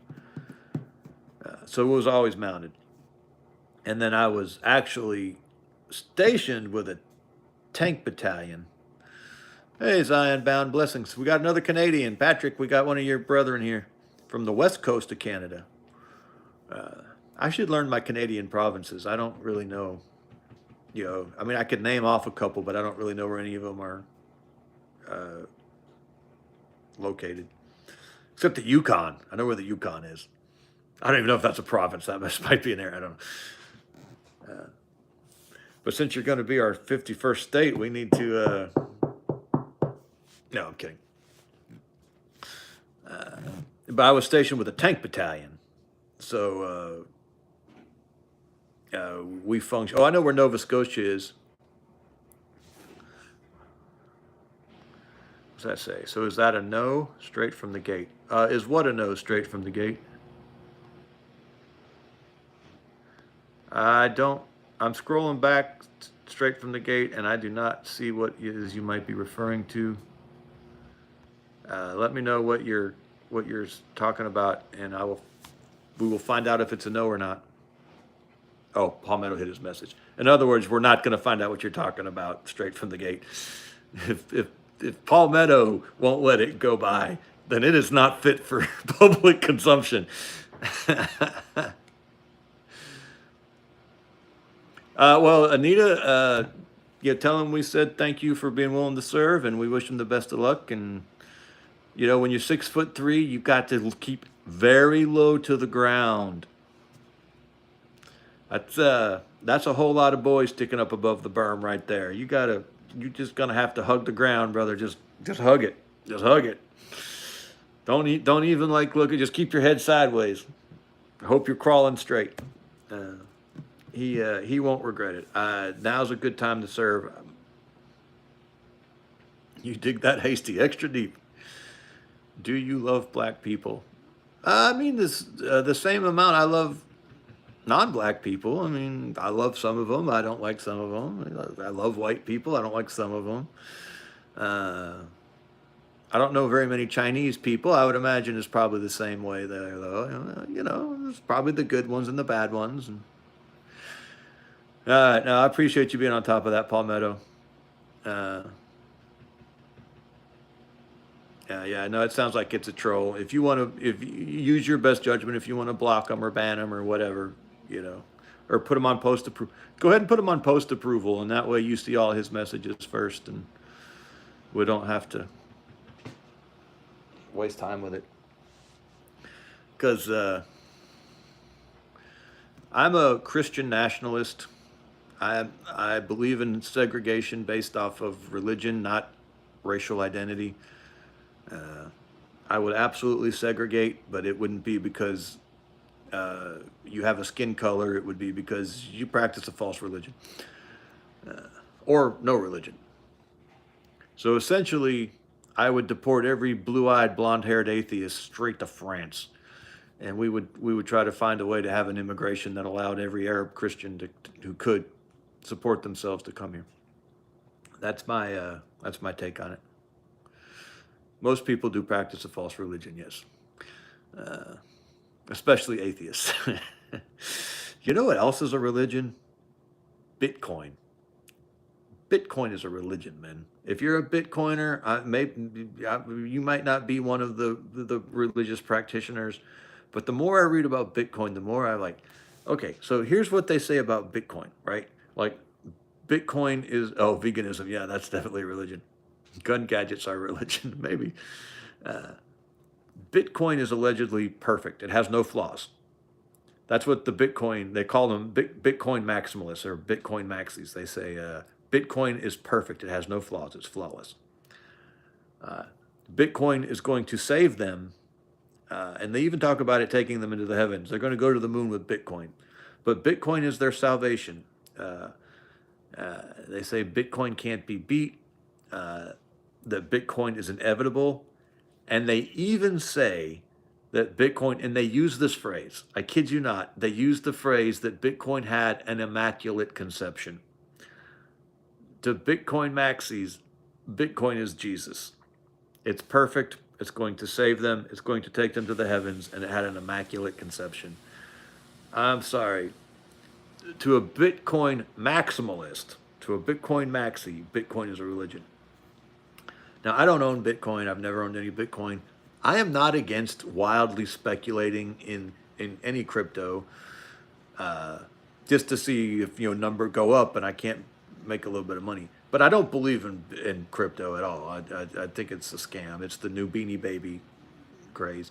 I'm not saying that the blockchain itself is a scam, but we don't know what form the blockchain is going to actually end up being useful in society. It's not going to be as a currency, not the way we envision it right now, not the way Bitcoin is structured. So Bitcoin's just a speculative fiat. But now I lost everyone the last time we talked about economics, and so we'll probably lose a bunch of people here again. I am a precious metals guy. I love precious metals. I bought some gold. I bought some gold yesterday, Friday. Some American gold. I'm really getting into the smaller denomination pre-1933 gold. Uh, uh, I'm just starting to learn about it. I didn't realize you could get it in those small denominations, but there used to be $1 gold coins. Uh, what's Anita say? With all the PM selling, I just want more fiat for gold and a little silver. First, then, boom, yeah. I found it absolutely, Palmetto says, I found it absolutely hilarious when crypto started and all the people screaming about how the dollar is fiat currency immediately traded a cotton paper in their hand for ones and zeros on the server. Yes. So, when I was a kid, I went on a mission trip to Brazil. I've told this story before. If you've heard it before, you can go get a sandwich or something and come back. And I kept finding wadded up Brazilian, they're called cruzados, I think is how they pronounce it. Wadded up bills, money on the ground. And I was like, whoa, this is crazy. And I'd pick it up and, unfold it. And I still have it. It's in my room. And flattened it out and everything. Anita, look at the $1 gold coins. Okay, I'll tell you. Let me do this real quick. We'll go back to the gold. And one of the Brazilians said, what are you doing? I said, there's money. It's laying around on the ground. And he's like, yeah, but it's so worthless that people don't, they get it for change. They just throw it out. And he actually took it from me and look, and he showed me the dollar and someone had written a note on it. He said, yeah, we just use this like Post-it notes. And then once, you write a phone number on it or something, and once you don't need it anymore, they would just throw it out. But that paper money still had the value of the paper. It was good for taking notes on. So they would write like phone numbers and notes and stuff on it, and then throw it away when they didn't need the note anymore. There was still some value to that worthless Brazilian cruzado because it was printed on paper, and they could at least use it as paper. Not great paper, but still paper. What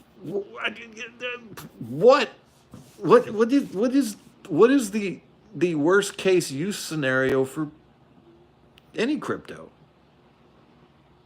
There is no worst case use scenario. The only thing you can do with it is hopefully sell it to someone else for more than you paid for it. Now, that being said, anything that we use as currency is technically fiat. Gold, I love gold, but gold is fiat because we assign it a value. That's what a fiat is. It's something we assign value. In the past, we've done tobacco, seashells, wagon with cartwheels. There was a point in ancient history where some society used cartwheels as a currency. Gold is a fiat. At one point, when Europe kind of discovered China and started trading back and forth, the Chinese valued silver more than gold because I can't remember, something to do with like purity or something. I can't remember, but for some reason in China, silver was more valuable than gold. And for a very brief window, the Dutch made huge money hauling silver to China and selling it for gold. The Chinese figured it out pretty quick and uh, and flipped that shit. But gold is a fiat too. So anything we assign value is a fiat. So saying that crypto and Bitcoin is a fiat is not like trying to damn it and delegitimize it. Anything we assign value to is a fiat. That being said, gold and silver have been valuable fiats worldwide for thousands of years. And crypto's been around for about 15. That's a lot of history to overlook. Now, Anita was saying that gold is expensive. And yes, gold is expensive. We'll hold on a second, Zion. We'll look at this.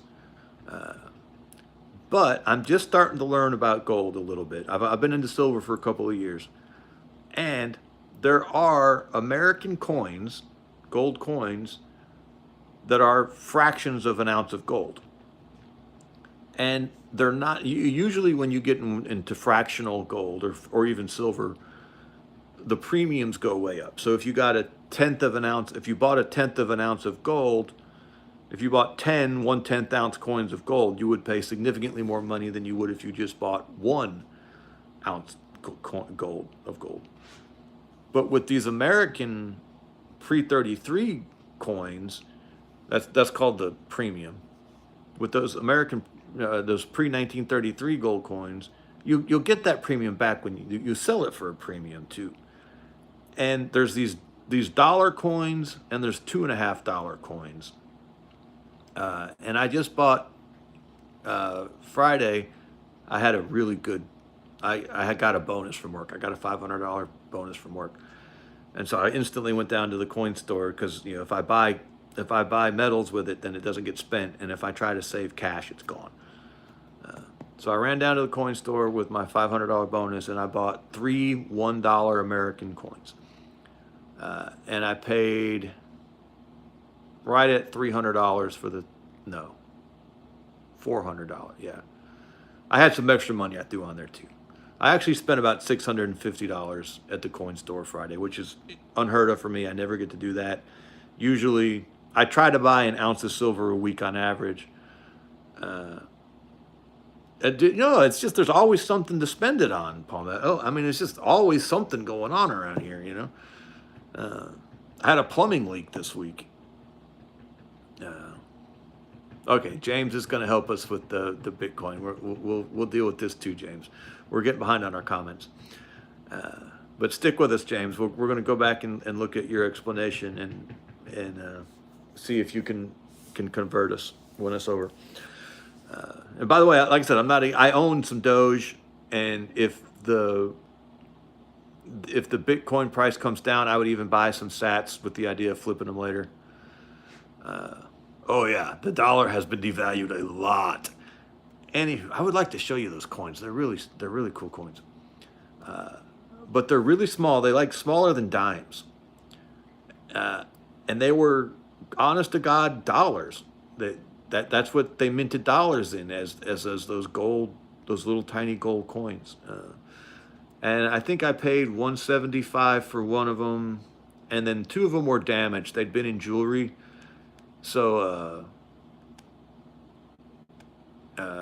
yeah, that's what I was seeing, Anita. It was about $300 for a 10th ounce.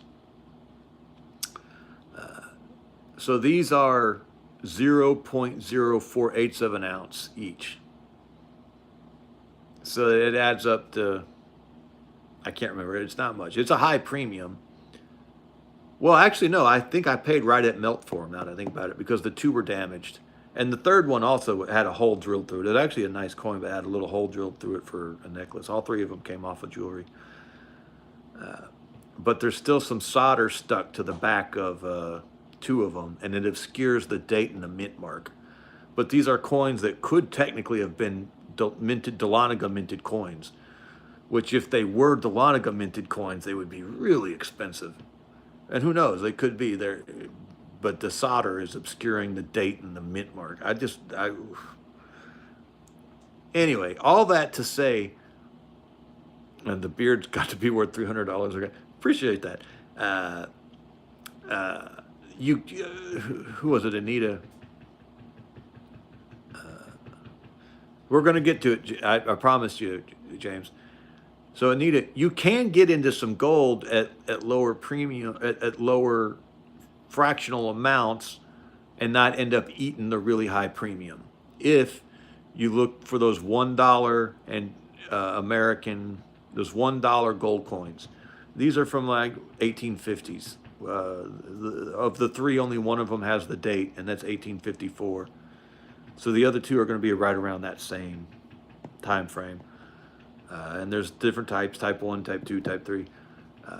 And I'm just starting to learn about this now, but look into it. I also got a $2.50 gold coin earlier.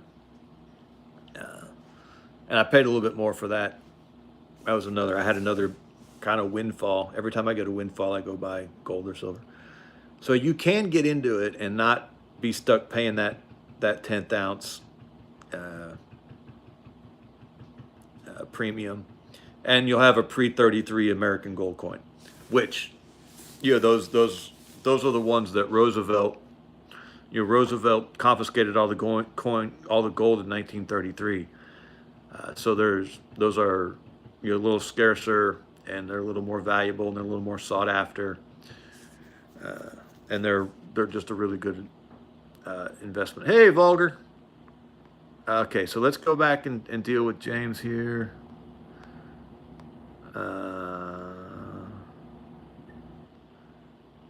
Okay, and there was someone else. Oh, Zion.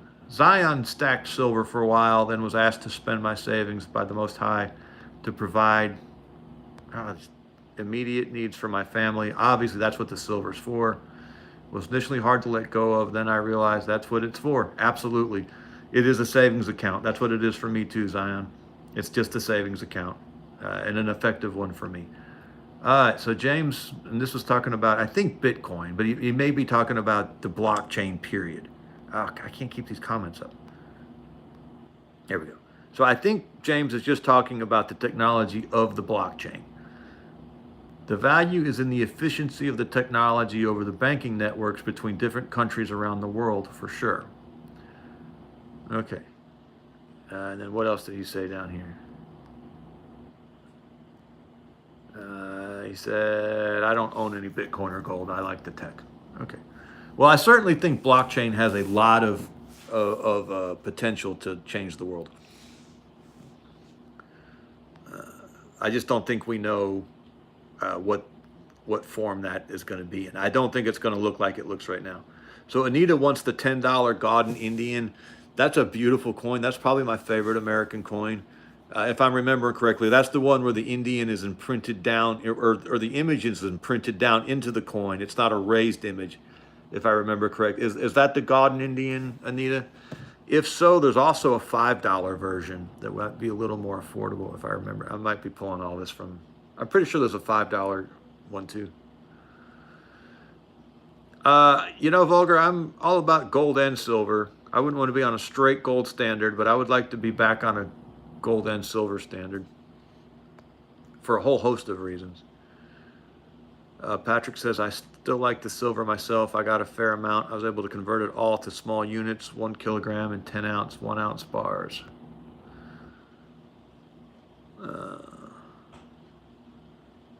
I'd rather stock up on pennies right now than any crypto.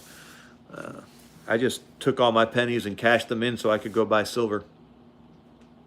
I tell you what, y'all stay right here. I know we've got a fair amount of you, and I shouldn't be risking losing you, but let me go grab those gold coins, and I'll show you those. I'm going to change this. It's just going to take me 1 second to run to the safe. Be right back.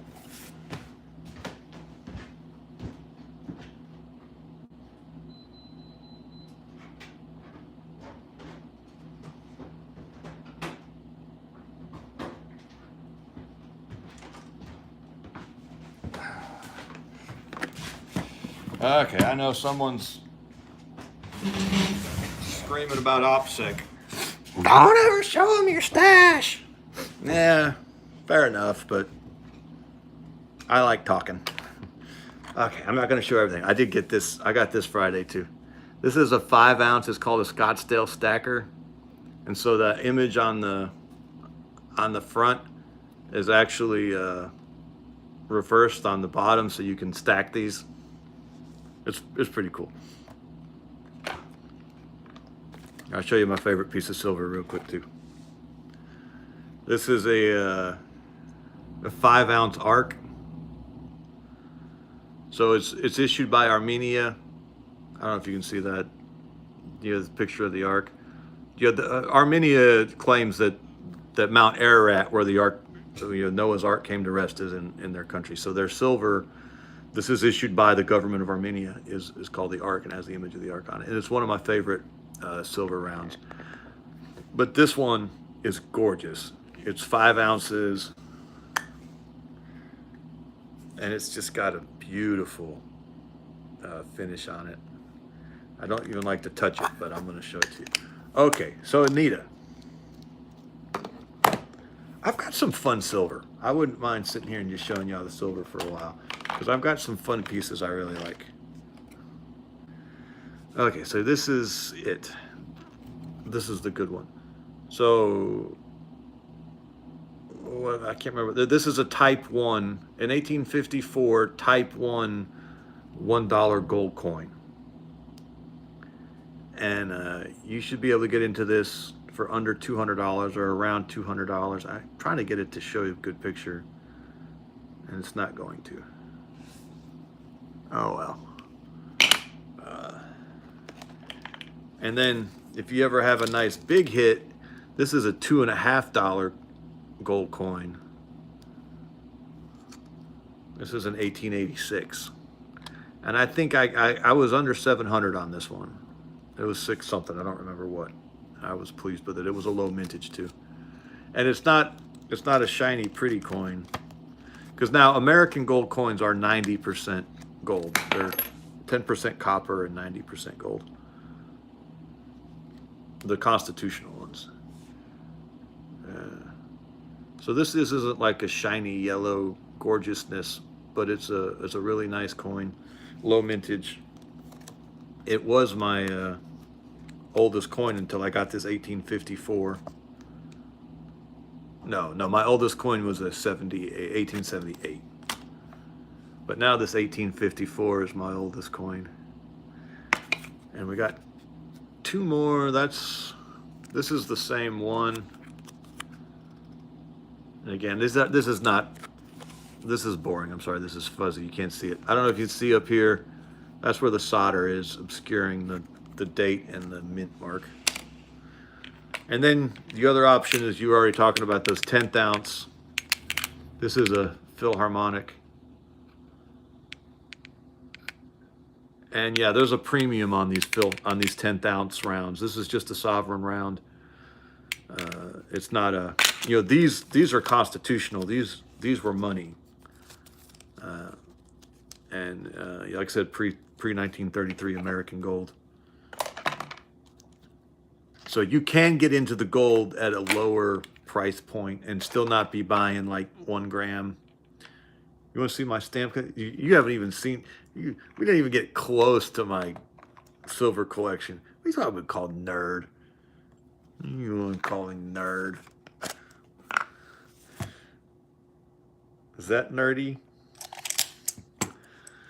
There's a 18. What is that? My eyesight's really bad. That's an 1886 silver dollar. That's a Morgan silver dollar. What mint is that? It looks like New Orleans. And that is 3/4 of an ounce of silver. And not only is it 3/4 of an ounce of silver, but this was real American silver dollar. And it's, 130 years old. He pulls out the ant farm. Man, Paul Meadows got the jokes tonight. He's doing good. Nice. I'll just put my little silver collection away, my little silver stack. I won't try to share I'll show you some more. I do focus on. I try to split even between silver bullion and American constitutional. I don't have any foreign silver yet. I really. Everyone loves this Walking Liberty. This was a 50-cent piece. This is the 50-cent piece that was. So we've got the Kennedy half dollar right now. Prior to the Kennedy half dollar was the Franklin half dollar, which I have in here. I might have a Kennedy in here too. Yeah, here's a Kennedy. Now this is a 66. This is actually a 40% silver. But anyway, so we had the Kennedy half dollar, the Franklin half dollar, which wasn't around for very long. Then prior to the Franklin half dollar was the Walking Liberty half dollar, which is an iconic design, and is also the design on the American Silver Eagles. And prior to the Walking, yeah, I like the Franklin half a lot. And prior to that was the see if I've got a good example here. I've got a good example over here, but I'll try to dig it out. It's called the Barber half dollars, which is actually a really cool design if you get it in decent shape. But they didn't wear very well, so it's hard to find barbers in good shape. And then these are, I think these are like a 1/4 ounce of silver. I'd have to look it back up. I don't remember for sure. Oh, well, no, because every $1.40 is an ounce. So that's like 1/3 of an ounce. Yeah. But anyway, I could talk about my silver all day. I love it. I got some cool. Oh, I do have some foreign. Oh God, that's gorgeous. I do have some foreign silver. I bought some Mexican silver not that long ago. But anyway, I'll dig those out and show them to you. But you all get bored. Oh no, they're right there. Yeah, these were Mexican silver. You can't see them. I got a terrible camera. Mexican silver dollars, pesos, 10 pesos or 5 pesos. I don't remember. But these were constitutional, 5 pesos. Yeah, these were Mexican. Yeah, no, this is Mexican currency. This was Mexican currency. These are 1948. I think they only minted these in 47 and 48. But yeah, in 1948, this was a Mexican 5 peso piece. I got 6 of them. So I do have, but that's the only foreign silver I have other than some sovereigns. Okay, somebody just said something about having a lot of old coins. Who was that? I have a lot of old coins around. Folks gave them to me. Don't have time to get into it like I wanted to. Well, yeah, James, you should at least look at them and see if they're silver or not. If they're dimes, quarters, or 50-cent pieces, if they're 1964 or older, they're silver. Now, and then 50-cent pieces from, oh gosh, is it 11:30 already? 50-cent pieces from 65 through 70, I think, are 40% silver. And there might be one more year of Eisenhower dollars that are silver or something. I can't remember for sure on the yikes. There's actually other years that every once in a while, proof coins, they'll make silver proof coins every year. And every once in a while, someone will bust open a proof set not realizing what it is, and they'll spend it as change. And so there are other years of silver coins out there, but it's incredibly rare because it's just because somebody ran across a silver proof set and then stupidly spent it as a quarter or a 50-cent piece instead of what it is. A 90% silver American coin. Anywho, it is 11:30 though. He is correct. I'm probably gonna let's check these comments real quick. Yes, Dan, thank you for bringing this up.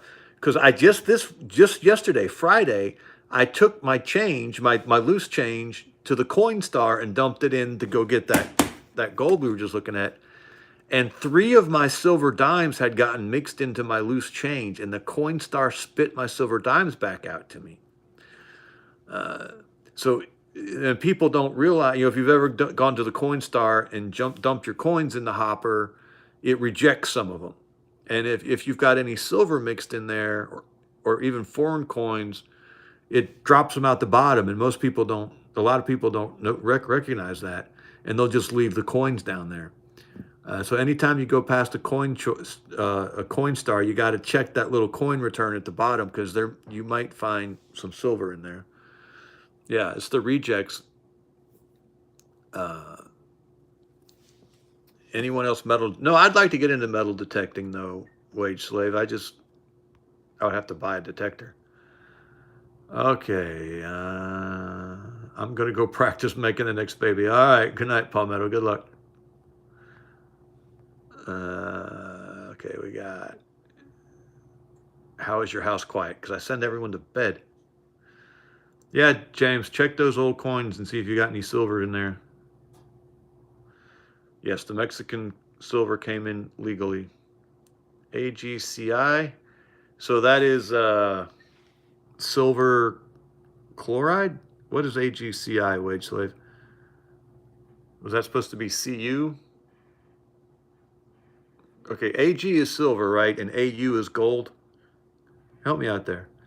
Ever process precious metals? No, I melt lead occasionally. Palmetto really wanted to talk about computers tonight. He says he built a computer for $700. Knowledge is worth way more than the shine of men's wants. Talk about the Franklin half, which if I had to pick 10 tigers, I would say the Franklin half is probably my favorite, except for a barber in good shape. But you just don't find barbers in good shape too much. With 15 children, I'd have more hobbies. It's 16 children, and I can't afford hobbies. That's what happens when you have 16 children. Oh, stop. Okay, James Green is a painter artist and see art as a great investment because of the limited supply. Some of the most valuable art stuff was made of gold. Yeah, anything of gold is beautiful. The problem with investing in art is not only do you have to know what's good art, then you have to be able to find a buyer who knows what's good art. Ant farm. Yeah. Oh, Vulgar Display of Truth just got done making 3 batches of colloidal silver. How do you make colloidal silver? Everyone thinks that's funny. Yeah, the stamp collection was funny. Okay, Vulgar says, anyone think the Reserve is really going to stop making pennies? I think they're going to stop making pennies temporarily. I don't know if it's going to work or not. So what I've read that was actually a really good take on this is that, yeah, you're going to save a lot of money no longer printing pennies, but you're actually going to have to mint a bunch more nickels, because you're going to need more nickels now, and that it's actually more expensive to mint nickels. So that it actually might not be saving money to get rid of the penny. It might be costing money, in which case the penny might come back. Gold backs. I have a gold back. I really like the gold back.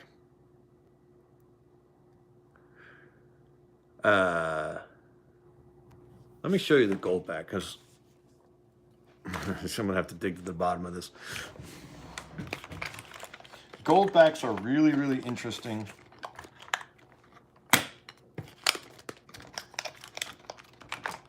Even if they don't quite accomplish what it is they set out to accomplish, I really like that someone was thinking this way.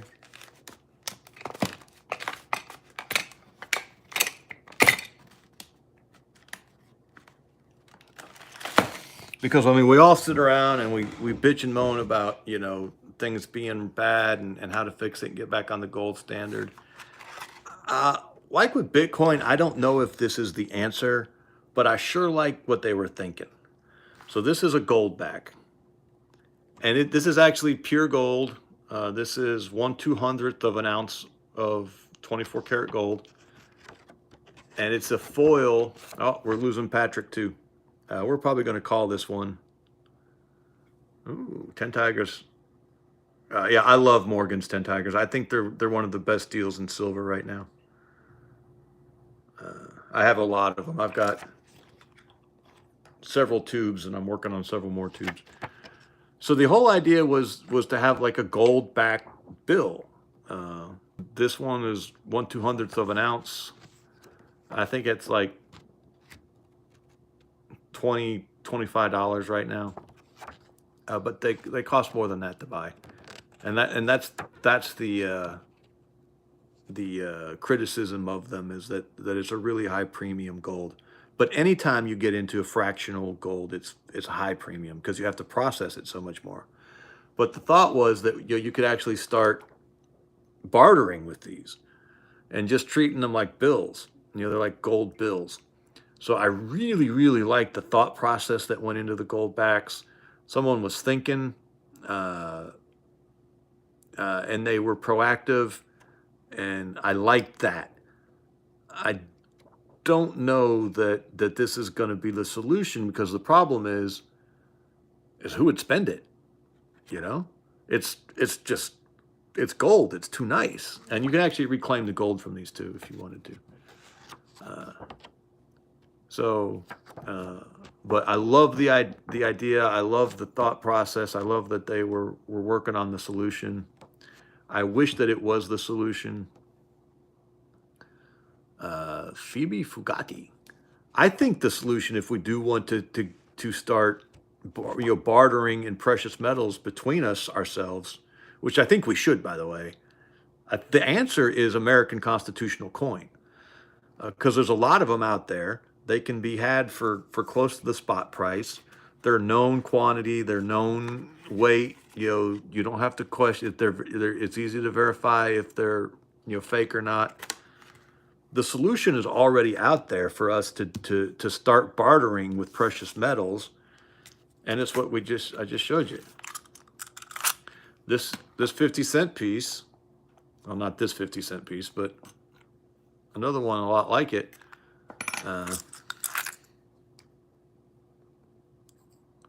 This 50-cent piece is a like a third of an ounce of silver.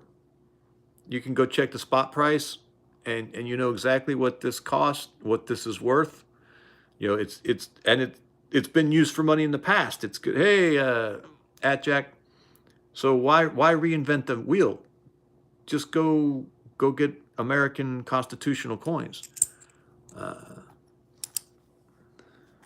and you can get them in any denomination you want. You got the silver dollars. There's the Morgans. That's not a good example of one. I got some nice ones over here. Here's some really nice Morgans. You wouldn't use these for currency because these are too nice. But it's 3/4 of an ounce of silver, known the world over, certainly throughout the nation. And it's you can walk into any coin store in America and sell one of these for. It depends on the coin store. If you took less than $25, you're a fool, and really you should be getting somewhere closer to 30 from a dealer. Somewhere between 25 and 30 right now from a dealer who has to resell it. If you were selling to a private individual, you should be getting more like 32 or 32, 35. And it's known. It's a known price. It's a known quantity. It's a known quality. This problem has already been solved for us. Silver dimes. These are 64 rosies. They're worth $2.50 right now. And there you go. Go put your silver dime on the table. The person who you're bartering with can look at it and go, "Oh yeah, silver dime. I know exactly what this is. It's known. It can be trusted. It's portable." We already, and this stuff can be had anywhere. It's all over the place. There's millions of them out there. Now that's starting to get a little more scarce as time goes by. It's starting to get melted down, which is not good. but it's out there, and we can have it. And there's you don't have to argue about what it's worth. Everyone knows what it's worth. This is a Mercury head dime. This was the dime. This was the American dime right before the Roosevelt dime. And so we could already be doing this. We could be bartering with this stuff. And I think we should be. There's even another, these are a little harder to find.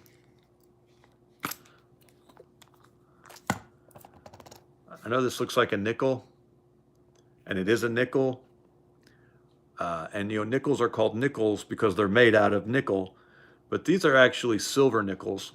There was a period during World War II, I think it was 41, it was the war years, 41 through 45, or it might have been 42 through 45, where nickel was so important for the war effort that they actually made nickels out of silver. So if you ever see old nickels, you got to check and see if they're war nickels, because they're actually 35% silver. And I don't know if you can see that, but the easy way to tell is that they'll have a mint mark right above the Monticello's dome. Even the Philadelphia's, normally Philadelphia doesn't have a mint mark, but on these, there's a P for Philadelphia mint mark on them. But these are 35% silver. I think there's like $1, I can't remember, it's a little over $1 worth of silver in each one. We have all the denominations we need to barter amongst each other for everyday stuff. And if we were to make bigger purchases, you still do it because you could get the gold coins. So anywho, oh yeah, I saw that video, Vulgar, where people didn't know they were offering them a silver, like a sovereign. I think it was a silver eagle, which is the American sovereign, which I have here somewhere.